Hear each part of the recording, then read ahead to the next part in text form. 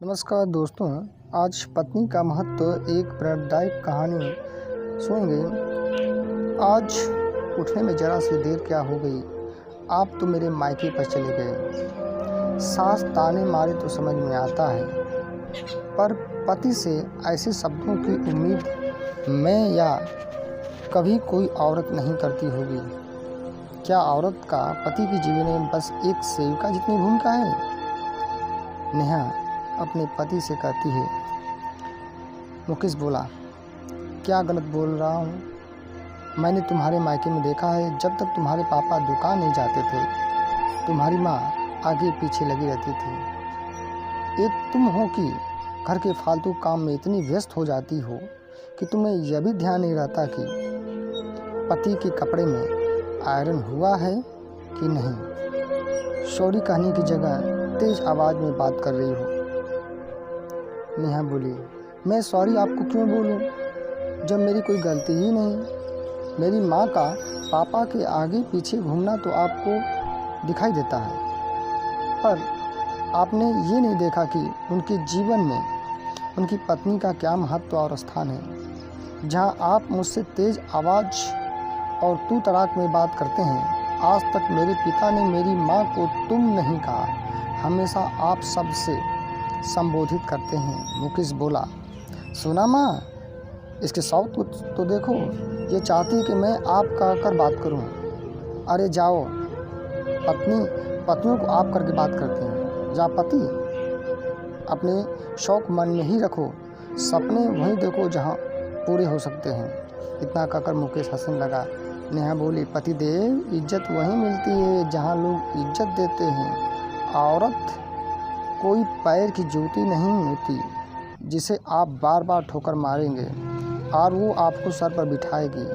क्या औरत की जगह पति के जीवन में एक सेविका और बच्चे पैदा करने की मशीन जैसी है? अगर आपको ऐसा लगता है तो अपनी गलतफहमी को दूर कर लें, क्योंकि मैं न तो आपकी सेविका हूँ, न ही कोई मशीन।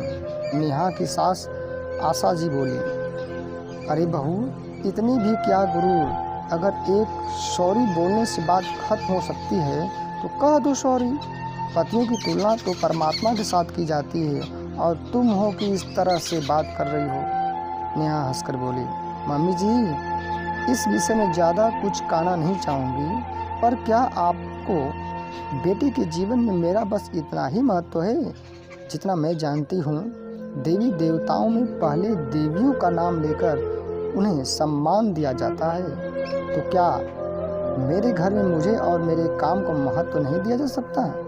इतना कहकर वो वहाँ से चली गई। नेहा तो अपनी बात कहकर चली गई। इधर मुकेश बोला, देखो माँ, इसके तेवर शादी को 12 साल हो गए हैं, अब इन्हें इस घर में अपनी एक अलग जगह बनानी है। अगर इतना ही है तो कमाइए और खाइए, आखिर रहती तो मेरे ही पैसों पर है।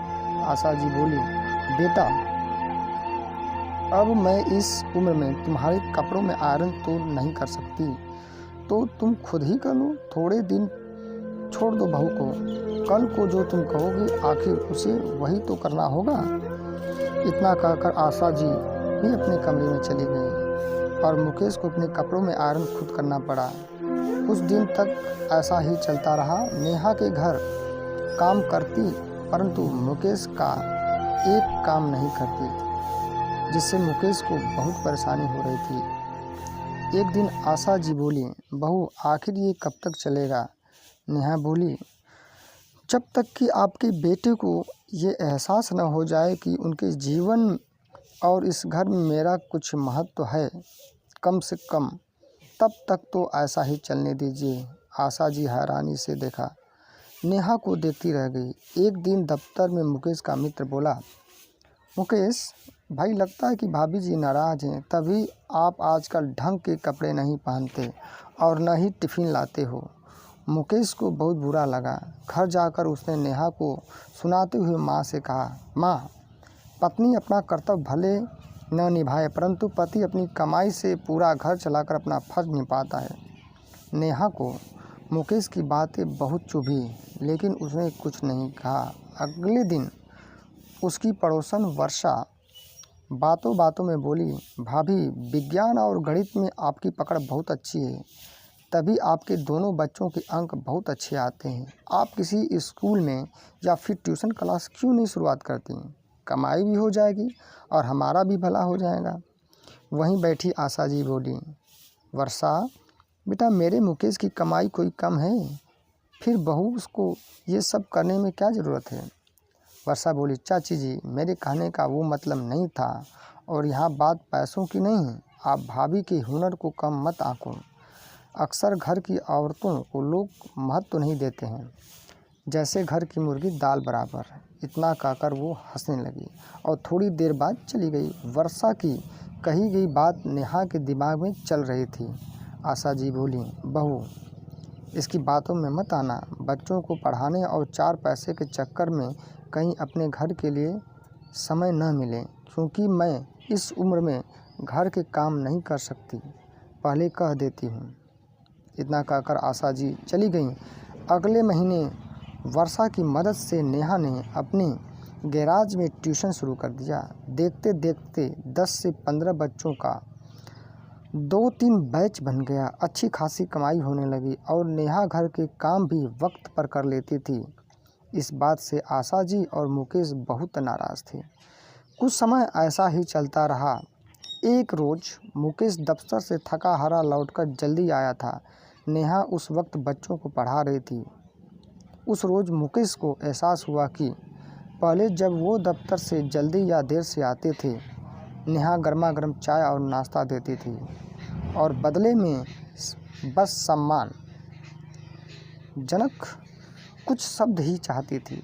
रात में जब नेहा ने खाने के टेबल पे सबको बुलाया तो मुकेश ने खाने से इनकार कर दिया।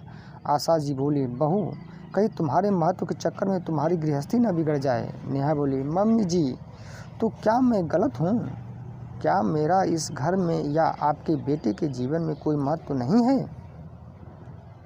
आशा जी बोली, बहू एक बार बैठकर शांति से बात कर लो। कहीं ऐसा न हो कि इन चीज़ों का प्रभाव तुम्हारे बच्चों पर पड़े। इतना कहकर आशा जी बच्चों को लेकर सोने चली गई। नेहा खाने की प्लेट लेकर कमरे में गई तो मुकेश ने खाने से इनकार कर दिया और कहा, जब तुम्हारे जीवन में मैं कोई मायने नहीं रखता और मेरी कोई जगह ही नहीं, तो खाना खाकर क्या करूँगा? नेहा बोली, मेरे जीवन में आपका क्या महत्व है मैं शब्दों में बयान नहीं कर सकती। बस इस घर में और आपके जीवन में अपनी एक जगह बनाने की कोशिश कर रही थी, ताकि कल को आपके बच्चे आपकी मुझसे ज़्यादा इज्जत करें और वही बच्चे कहें कि मेरे पिता के जीवन में मेरी माँ का कितना महत्व था। क्या मैंने आपसे ज़्यादा मांग लिया? इतना कहकर नेहा रोने लगी। मुकेश नेहा का हाथ थामकर बोला, मैं अपने व्यवहार को बदलने की पूरी कोशिश करूँगा। इन कुछ महीनों में मुझे समझ में आ गया कि मेरे जीवन में तुम्हारा क्या महत्व है।